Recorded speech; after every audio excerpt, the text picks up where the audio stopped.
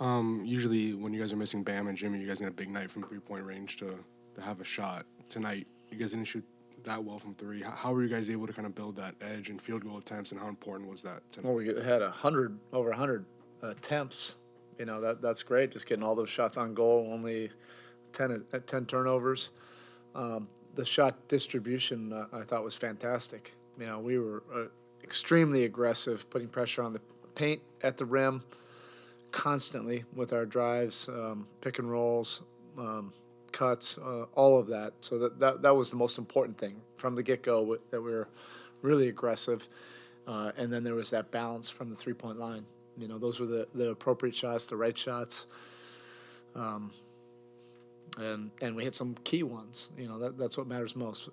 Actually, what matters most is us getting to the right shot distribution and profile, of being aggressive. First and foremost.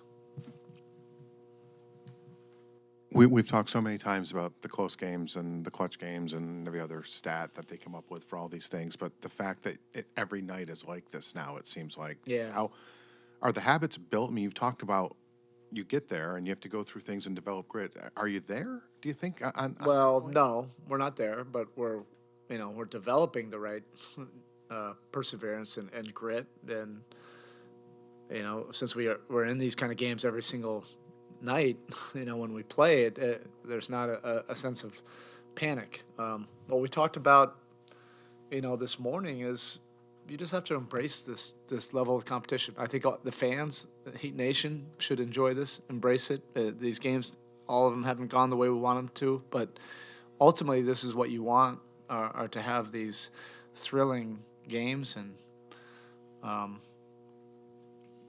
great closing moments.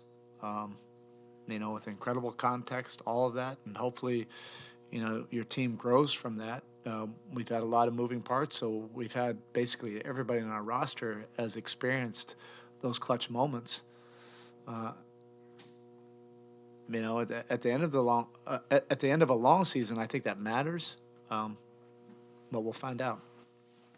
So it seemed like you guys really pushed pace in this one. Was it something you saw in game prep, or was it more like the roster that you guys had tonight? Like what led to the heavy transition? No, what we talked about, more than anything, is just doing everything with way more intensity and purpose on both ends of the court.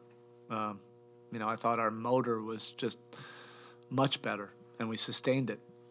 Throughout the course of the game, we were able to, push to 7-8 point leads several times. They would come back, but we would, instead of them taking the lead and taking control of the game, we were able to come right back again. And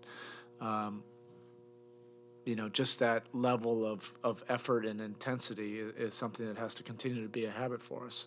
And sometimes that'll lead to, more pace and 94 feet. Sometimes that'll be, half court pace. But defensively, I thought we put forth a great deal of effort. And then what I said to the team afterwards, it was that kind of effort where several guys asked to come out of the game. I had to call 2 timeouts during the course of the game because guys were that tired, and that led to a 3-point win. That's how hard it is to win in this league, and that's what's necessary, and that has to become a habit night after night.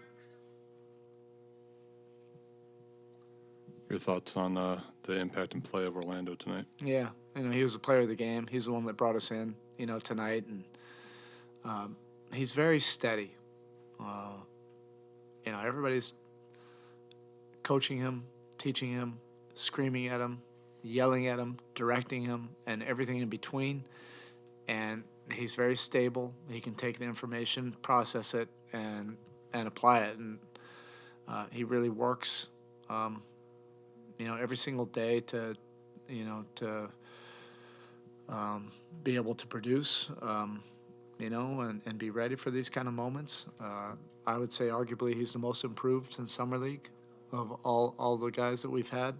And this is about, I think, his third or fourth impactful game with his minutes. It doesn't necessarily lead to these kind of stats, but it shows you that he's slowly earning the trust of the team. How nice was to see Max see the ball going a little bit, and what have you liked about his approach these past few weeks as he's kind of gone through this little slump? Yeah, that he stayed with it. You know, he continues to play his game. He continues to shoot his shots. He continues to be aggressive. You know, that's what you want to see from guys. You know, I always remember Ray Allen, you know, told me that every year he'd go through a 5-6 week stretch where he just couldn't see the ball go in. And that's a guy that was so obsessive compulsive about putting the time. He always did what he needed to do with his routine, and sometimes the ball just won't go in for shooters. And especially when, you know, everybody expects you, you know, to come off full speed and make those kind of shots or open threes. You know, at the end of the day, that's still 23 to 26 feet away.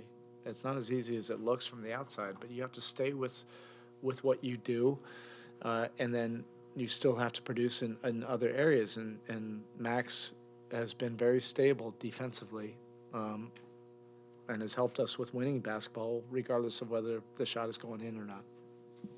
Okay, thank you.